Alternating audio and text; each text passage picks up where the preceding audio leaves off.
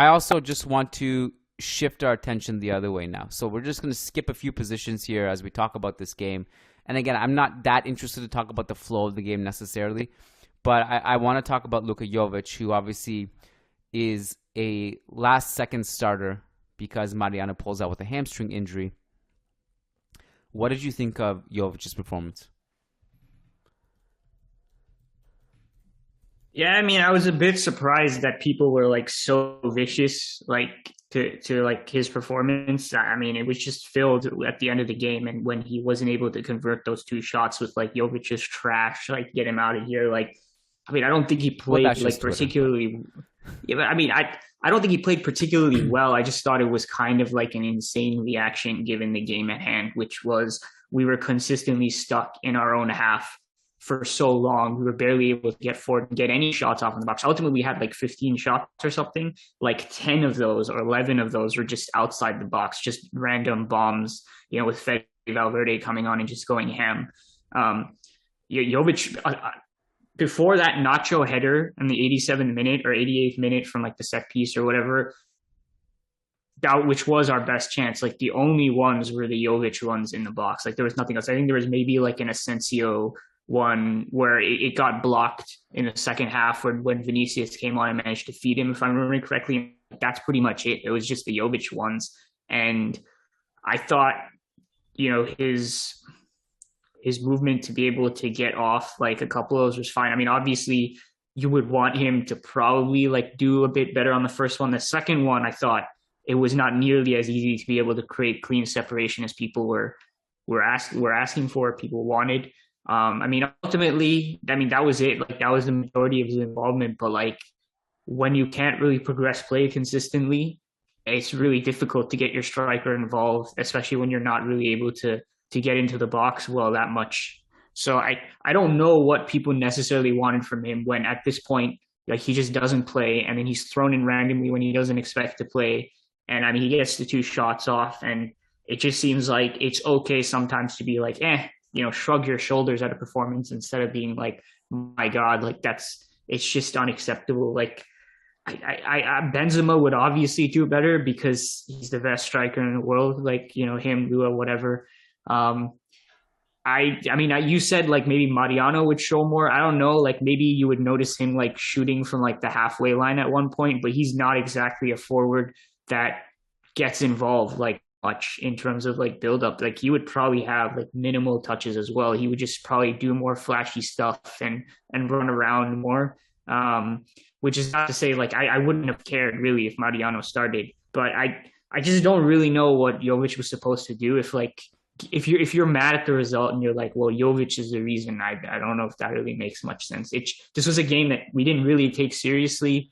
We didn't put our offense in a position to really be able to do much. If there's one I was really picking out that I was frustrated with, to me, it was Asensio, but I don't know. Whatever. First of all, we should have like a very quick segment on just how bad Twitter is getting. Right now, there's more engagement than ever. Like I just feel like I can just tweet a letter and it just goes like it just flies, goes viral.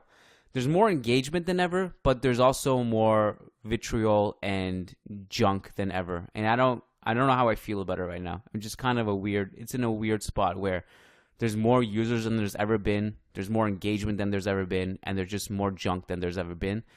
And you can filter through and find the good stuff, but it's mentally taxing. And I just don't really check anymore. But it's just getting bad. It's just getting bad. My point was because you brought up the Jovic hate, and that's just some context. But I will say, I was critical of Jovic on Twitter, and I think my point about him is always like, and I'm not like a huge Mariano fan or Stan or whatever, but I made a point of like, there's a part of Mariano, like there's something about him where you just notice him on the field. He's probably just flying around and just doing sometimes a bunch of random shit. He's not a high IQ footballer, but he's hitting crossbars. He's probably breaking his own bones. He's putting pressure on ball carriers, trying to dispossess them. He drops into midfield to win the ball back. He does a lot of that stuff, even if he's not an efficient player. I think that's where Jovic's barrier is right now. Is that you look at a game like this, Real Madrid are deep, defending against Atletico. Everyone was playing deep. The entire back line was like almost in the box. The midfield line was right in front of the box, and even the forwards just couldn't get on the ball. Even in games like that, when service is limited, you can just still notice Benzema and Mariano a little bit more. And I think Jovic just needs to do more to get himself involved. I know maybe it's harsh that people will say, well, he needs service, but I think he needs to be more involved and do some other stuff. He had 9 touches at halftime. The only one who had under 10 was Oblak. He had 18 touches overall. 7 less than Vinicius, who came on in the 60th minute. And obviously different positions, whatever, blah, blah, blah. But like, it's funny, like Vinicius, you noticed him right away. And the one thing that when he came in, one thing that we really got right away was some line breaking. And Vinicius's heat map is like pretty much almost all of his touches are in the box or just hovering right around it. Who's more involved? I'm not asking Jovic to be Benzema, or Vinicius, but I'm just asking him to get involved more. And the long has been the argument with Jovic is that, well, he needs momentum and rhythm, and I'm the flag bearer of that. Like it's unfair of us to judge him when he plays like once a month. He has no continuity. He has no rhythm. He can't really establish himself. It's maybe we can't expect him to score right away. He needs time. I think that's still a fair argument. But what I would expect is for him to just be involved more and get himself involved more. And I don't know if he's just lacking motivation. I like those 2 chances that fell to him today. They're pretty decent chances, right? I mean, especially the one just after halftime in the 46th minute, but then there was the other one, the one just before halftime, I think it was, and then there was one just after halftime, and I just had no feeling like he would score, and maybe a striker who's been playing all season would have the rhythm to score that, but at the same time, maybe there's a reason why you're not playing all season, and I don't think it's just because of Karim Benzema either. So it seems like this is coming to an end. I mean, do you see a world where he stays with the team next year? I suppose it comes down to if Real Madrid can even, where the landing spot is. Well, yeah, that's what I was gonna say. Like, if there's no buyer, then yeah, he's gonna stay at the team. I mean, like, I feel what you're saying. I mean, I do think it's the story has run its course. Like, I don't see the future for him here really at all. And I think it's time probably to move on, both for us and for him. Like, I really do believe that if he finds the right situation for himself, and that's the thing, I think he's more of a system striker than maybe other players when it comes to the link-up stuff, right? Because he can get involved, but he's just not the guy who, when your back is up against the wall, is just going to single-handedly like take you out of places, right? Like, it's not in his mindset to play that way. He's a much more of a pick your, or choose your moment type guy in terms of build-up, and like his skill set doesn't facilitate that either, right? So if you can put him in like a focused build-up system, right, where there's clear patterns, right? Like, I always talk about like what would Jovic look like under Antonio Conte, and I think it would look really nice, right?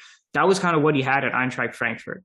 And Madrid is just more complex, it's more fluid, and there was just no way that Zidane, Ancelotti were looking at this and like, well, it's going to be superior to how Benzema interprets everything and all the things that he does.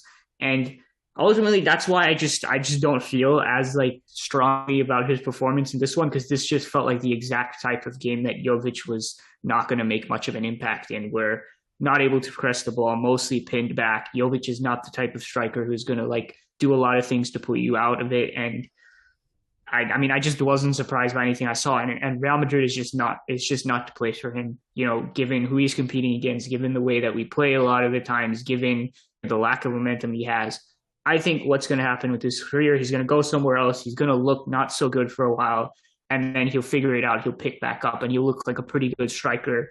But I don't think we'll necessarily like be like, man, we really missed something there. And I think Jovic will be happy he moved on. So if he can find a way out, I think it's good for him. Only thing for me is like, I'm just not as convinced about Mariano and what he could have done in this game. Like maybe you notice him more, but like in terms of the actual value he might give and what you notice, I'm like skeptical. Like Mariano definitely has the mentality to like I'm gonna make something happen at all moments. Like whether he has the skill to be doing it, I don't know. But as I said, either way, I wouldn't have really cared who started this game. Yeah, no, I'm not convinced Mariano would have been more efficient either at all. But I am probably more convinced that we would at least notice him do something and he'd give us some entertainment value of just maybe even if it's just memes. I don't know. I actually think both Mariano and Jovic would have been really good strikers had they just not been here. But this was just a scenario where it didn't really work out for either of them, and probably it didn't help that there was both of them at the club. I think if you had just one of them at the club, it would have been a little bit easier to give one of them rhythm and momentum. But I think having them both would have been was challenging for both, all three, everyone. But I will say, like, I'm surprised that when both were healthy, that Mariano was the guy who maybe was a little bit ahead of the pecking order. If you had asked me that, like, you know, a couple years ago, if both were healthy, that would be the case, then I would have been really just mind blown at how much Jovic had fallen. But yeah, hopefully they can both go elsewhere and just do well in their career. And it's funny, like Mariano may be one of those players who will be the one who wins out here because he just doesn't seem to want to leave. And part of me doesn't blame him. He's getting paid to just live in Madrid and just come in every now and then and train with elite athletes and have fun. All right, so the other one does not. I'm kind of focusing on fringe players, although you can feel free to take this in any direction you wanted. But the other one I wanted to discuss was Camavinga. I thought this one was a little bit more of a mixed bag from him. You actually made a very interesting point on Twitter, like you verbalized it, because I was going through my notes and you actually verbalized my notes in one sentence, and you said that our game plan out of Atletico's press is to basically pass the ball to Cruz in these impossible situations and ask him to be Houdini and do something. And Camavinga was one of those guys who was putting Cruz under pressure. I think if you go down the list, I think everyone did that at some point coming out of the back. And it was weird that they were doing that because he wasn't in a good position to receive the pass at all. And of course, what happens? He's swarmed, he loses the ball, and then everyone's like, well, see, Cruz is washed. But besides the point, what I did think Camavinga's maybe issue was, let's put it that way, his passing in general, I think he was playing it pretty safe, and this is a team that struggled to get in the final third. There were a few opportunities in this game, in the first half in particular, where he could have turned and played a nice vertical pass to get the ball up the field, but he just completes a safer pass that doesn't really help our ball progression. He also played a couple of blind passes, and it was also interesting to note his positioning, where he was actually on the ball. He was often on the right wing, and Asensio was nowhere close to the right wing. Asensio was playing more of a 10 role or going to the left, and that was kind of an interesting wrinkle. I'd be curious to know what you thought of the positioning there, but he also had that bad giveaway, which leads to Griezmann carrying the ball up the field, and I think that was a break where either he shot or Cunha shot or Carrasco shot or someone. So just thoughts on Camavinga's performance, and obviously the one thing he did well was just the insane slide tackling ability, where it just is a guarantee if he's going in for a slide tackle, it's 100% clean. Yeah, I think this is like the more immediate area from improvement we'd want to see from Camavinga if he's to like be getting more consistent minutes, because I think what the role that he's found himself in now that's working really well and that Carlo has finally been able to understand is put him on as a substitute. The game's kind of falling apart. Everything's becoming super chaotic, and it doesn't necessarily matter that he's playing him in single pivot defensive midfield because the game is just so fast, right? And Camavinga has the freedom by the way the events are unfolding. And Camavinga looks really good there because what he has to do deeper in our own half is kind of simple, which is just carry the ball forward or play the pass into space and get up the field. And then that's when you really start to see the best of Camavinga is 20 yards coming to the box, like that sort of distance outside the box. And then obviously closer to it is where suddenly all the touches like are cushioned so well. You see his technical ability, his ball control shine, and then he can play some really gorgeous passes. Now, multiple times now, we've seen him play that lofted pass to the opposite side of the box that ends up leading to something nice. Obviously, that was what created the first goal in the comeback against Manchester City in the second leg. And the thing is, like, Camavinga very much like seems like a pretty typical 19-year-old central midfielder who knows they have a lot of ability, who knows they can do special things, but is really focused about doing that closer to goal. And when it comes to stuff that's in our own half, especially deep in our own half, you just see that he's not really putting in the type of care and attention to small details, to passes, to touches that he would higher up the pitch when he's close to goal. And suddenly, like, you know, an exclamation mark, you know, appears over his head, and he's like, like, this is the moment, right? This is where I got to lock in. Whereas the great central midfielders, they have many things, but part of what they have is they treat every single pass like it's a shot almost, right? Like the sideways pass is played with so much care, even though there's no pressure, nothing, like paying attention to what foot it falls to for the other player, the waiting on the pass. And that the value of that in any single action is almost nothing, especially in the free passes. But when you go 50, 60 passes, marginal gains accrue by just taking care of the ball and really just, you know, I think taking that extra mental focus on these types of actions that then in an intense game like this, when you're versus a press, maybe 2 or 3 times, it contributes to a sequence where you break Athletic wide open and you're able to press into that half, and it changes the dynamic of the game potentially, right? And Camavinga is just very much a moments guy, right? It's, you know, he comes on, does something in the final third, or he carries the ball up the pitch impressively. And that's why, like, when I scouted him coming in, I was like, the main way he contributes to progression is dribbling. And that kind of fits in with, you know, his mentality right now, which is he'll just kind of, if he's starting a game, he'll just kind of be there doing, you know, stuff, and then he'll make like a flashy dribbling move up the pitch, and then he'll make a nice run into the box, or he'll play a good pass into the box. He doesn't have that Kroos or Modric minute by minute influence over a game. And look, I don't think that's necessarily his ceiling or exactly the type of player he's going to be. I think every single central midfielder in a possession-based side, a side that's going to be on the front foot most of the time, is going to a certain degree have to be able to pay attention and really, like, I think, take some pride in what you're doing deeper in your own half. I just think is more of an age thing than anything else, because Camavinga has the technical ability and the awareness to not pass the ball straight to Kroos while like 2 guys are descending on him, right? Like he has the ability to turn, find another option. He has the, you know, I think part of the vertical passing thing either is he's not, that's part of the focus thing as well. I think he's just not looking for those options. It's like, we're in the boring part of the pitch. I'm just going to recycle the ball. Once it gets up there, I'll do something. And I don't think he's ever going to be the guy that dominates a tempo or is just shredding teams with his passes.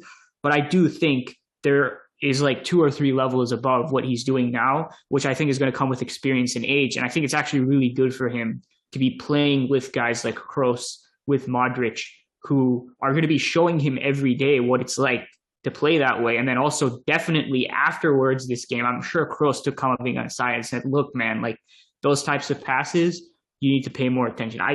Camavinga has the ability. I know he can do it, but he's a kid right now. And sometimes he plays like a kid. And I think that was evident in this game. So that probably I just said way too much about this, but it's not so much this game as much as what I've observed across the entirety of the season. And I'm just actually quite interested to see how he grows. How does he grow from an extremely promising moments guy to someone who could consistently provide marginal gain, accrue marginal gains? Because that's really what being a central midfielder is 90% of the time, right? You're not going to be getting goals and assists consistently unless you're playing an attacking midfield. It's are you doing little things correctly in possession? And that's where Camavinga, I think, still has to grow. I think it's great that you went on that monologue, because it verbalizes everything, and I don't really have to add anything to it. I agree, and I think today kind of reminded me of some of the sequences he had in the ball. There was one that was basically just everything in one. It was a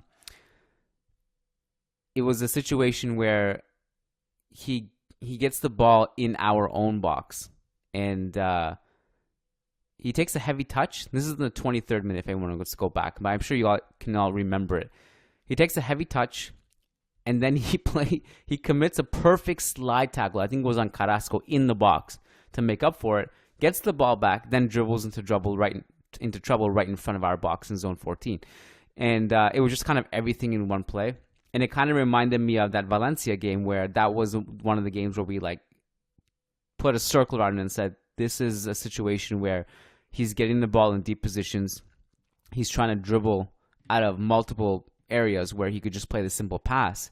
And in those scenarios, it seems like he's not playing those simple passes, but in scenarios where we really need him to play a more daring pass, he's been recycling. But as you said, the moments thing against City, he was basically just flawless from top to bottom, and he was so important in all of our Champions League runs. There's part of me that's okay with him being the moments player because that's what Real Madrid's DNA is, right?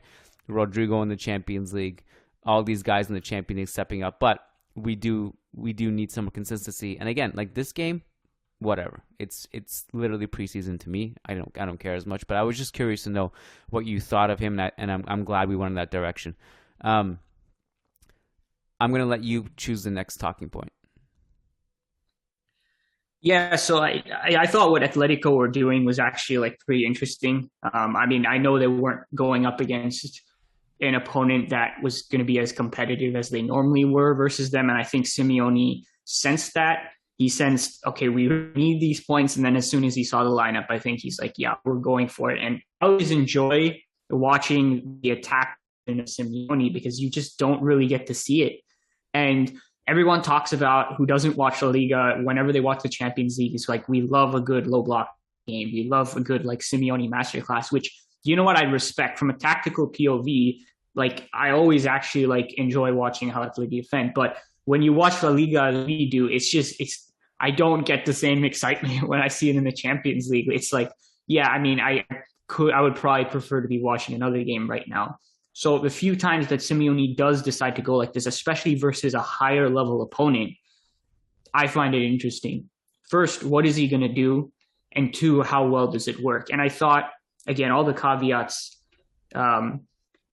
it actually worked quite well. So what was he doing? It was on the defensive end, a nominal 4-1-4-1 type situation, but with Llorente stepping up quite a bit to initiate the press. So a 4-4-2, very aggressive ball-sided press.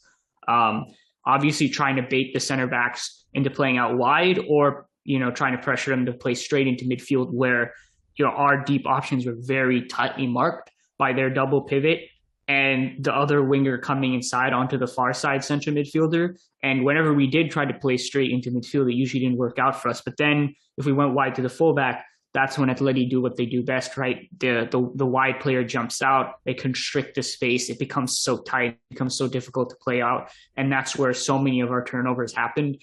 And so whenever Atleti do try to press, it actually usually looks quite good. And I don't know, Simeone would just never do it, but I kind of feel more than being more proactive possession-wise, I think they could get a lot more offensively by pressing like this, but he only does it in certain games. And I liked what I saw today. Obviously, the only guy who was retaining the ball versus the press was Kroos, really. So 81% passing accuracy for Eder Militao, 82.4% for Jesus Vallejo, 81.4% for Nacho, 80.5% for Casemiro, Camavinga 86.7%, so better than all of them, and then Kroos 93.5%. Funnily enough, Lucas Vazquez was 91.7%, which was wild to me because when I just think of the main passes that stand out in my head was 3 where he does really well to dribble out of pressure and then just passes the ball down the line to nowhere. But apparently most of the other passes were quite accurate, although we were primarily building down the left-hand side. Vallejo, Nacho had the majority of the passes compared to Militao, Lucas. So, yeah, I think the pressing was a success, and that was one part of attack mode Simeone. The other part was the offense, and this is always what I'm most interested in because it looks so different all the time. Like Simeone is actually quite a flexible guy when he tries offensive things. It's just he just doesn't go to it often. And it was a lot of like back three looks in possession with Reinildo dropping off for Salco coming up a little bit. But and so Carrasco would maybe drop down a little bit. And when that happened, Koke would like run the channels like quite well, and that caused us some trouble. So the interchange between who was attacking down that side between Carrasco and Koke was quite interesting, and I think it led to a bunch of a bunch of like decent progressions for Atleti. And then Correa was coming in like really narrow to support between the lines, try to get something going with Cunha. And Versalco could then bomb down the right hand side, and it was like more or less like Llorente, I think generally playing like a more reserved role in attack than you would normally see in Atleti side. He just looked more like a normal central midfielder than you usually would see from him in a Simeone side. So yeah, I mean, I don't know if anyone listening actually finds that interesting, but it's interesting because we get to see it. And I thought Atleti got what they wanted out of this. I think they should have won by more. Obviously, it wasn't really a big challenge for them, but either way, I think they come away with fairly happy with how things went out. And I know it won't happen, but I'd kind of like to see this again from Atleti and see what it's like. My favorite part of this entire analysis that you just gave was that it was really good, and you literally couldn't answer like who Vallejo fouled in the box for the penalty, and you said I didn't watch this game barely, and then you just go on that, just roll it out like a tablet, like a scroll, and just lay it down. I think looking at Real Madrid's lineup and those names in the back line, I think if there is a game where Simeone chooses to press higher up the pitch, it's a game like this. But I've been back and forth on Atletico in this regard over the years, because there was literally like good 3 to 4 year stretch where I was watching almost every Atletico game, and I just hated it. I really wanted to just take my eyeballs out of my skull because they were so boring to watch, because they would play this same low block and counter against the worst teams in Spain who had no offense. And I was like begging them, like, look, you guys have Antoine Griezmann, who at that time was like a Ballon d'Or candidate, even if he was a fringe contender, he was like top 5. And they had a bunch of great pieces, bunch of really good players. And I'm like, please, guys, you have the names on paper to be a little more fun than this. But that's what they built their identity on. And then there was a period where they started to actually shift it. There's usually like a period at the beginning of each season where Simeone tries to be more attacking because maybe he feels the pressure to do so. I don't know what it is. And they actually do score more goals, but they concede a bunch, and then their defense suffers. And then Simeone reverts back. And I thought this season, actually, for long stretches, part of their problem was that they were going away from their defensive philosophy, and that they should have just gone back to being a gritty, low-block team that teams find it impossible to score against. And then I was like, you guys, they should just go back to that, because that was working in years past, and I went back on it. And then I saw them just bully City in that second leg, and I was like, well, why can't we see this version of Atleti every time? And I guess it's situational, it's contextual. Today, obviously, if maybe Real Madrid field their B team, it would have been different. Like, the height of the lines of both teams would have been a little bit different, maybe. I don't know. That's an assumption, but I also think part of their drop off overall this season, and it wasn't apparent today, is that Oblak is just conceding way more way more goals than he's used to. Than he has in years past. This is the first time Atletico are underperforming their XGA by and they're underperforming it by like 20 goals. It's an insane number. And in years past, Oblak would have saved it. But I've kind of gone back and forth anyway about like what their style of play should be. I don't really know. I mean, I think they have probably bigger concerns, like what the hell do you do with Antoine Griezmann? I actually thought he looked good today, funny enough, but yeah, he was good, yeah. But I think they want him out. The fans do anyway, from what I gather, and I don't really know what you do with him, but yeah, he actually did look good today. Griezmann's ability to like turn every single person against him has been like remarkable to watch since like 2016. In hindsight, it was just the worst idea to leave, right?